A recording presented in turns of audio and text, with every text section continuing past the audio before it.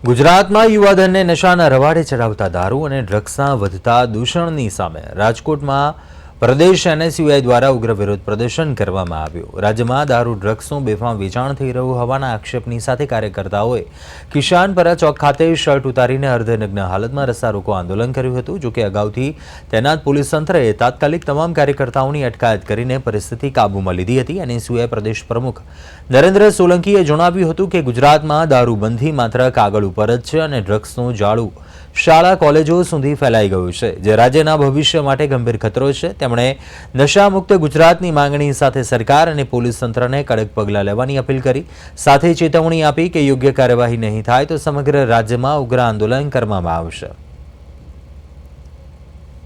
ગુજરાતમાં દિવસે ને દિવસે નશાનું પ્રમાણ વધતું જાય છે, એમાંય ખાસ કરીને જે ડ્રગ્સનું પ્રમાણ અત્યારે ગુજરાતમાં વધી રહ્યું છે અને ઉગતા ગુજરાત બનવા જઈ રહ્યું છે, ત્યારે આજે ગુજરાત એનએસયુઆઈ દ્વારા શહેરના કિશાનપરા ચોક ખાતે અર્ધનગ્ન થઈ અને વિરોધ દર્શાવવામાં આવ્યો છે। અમારું માનવું છે કે હાલ જે લાખો કરોડો રૂપિયાનું ડ્રગ્સ ગુજરાતમાં પકડાય છે, આ ક્યાંથી આવી રહ્યું છે, કોણ મોકલી રહ્યું છે, એને પકડવાના બદલે ખાલી ને ખાલી માત્ર આપણા ગૃહમંત્રી મોટી મોટી વાતો કરે છે। આજે સ્કૂલ, કોલેજ, યુનિવર્સિટીઓમાં ડ્રગ્સનું પ્રમાણ ખૂબ મોટી માત્રામાં વધી રહ્યું છે, આપણા યુવાઓની જિંદગી બરબાદ થઈ રહી છે, ત્યારે આજે એનએસયુઆઈ આમની સામે એક લડાઈ લડે છે અને સરકારને અમે કહેવા માંગીએ છીએ કે જો સરકાર આમાં કોઈ વહેલી તકે નિર્ણય નહીં લે કે વહેલી તકે કોઈ પગલાં નહીં લે તો આવનારા દિવસોમાં સમગ્ર ગુજરાતમાં એનએસયુઆઈ ઉગ્રથી ઉગ્ર આંદોલન કરશે।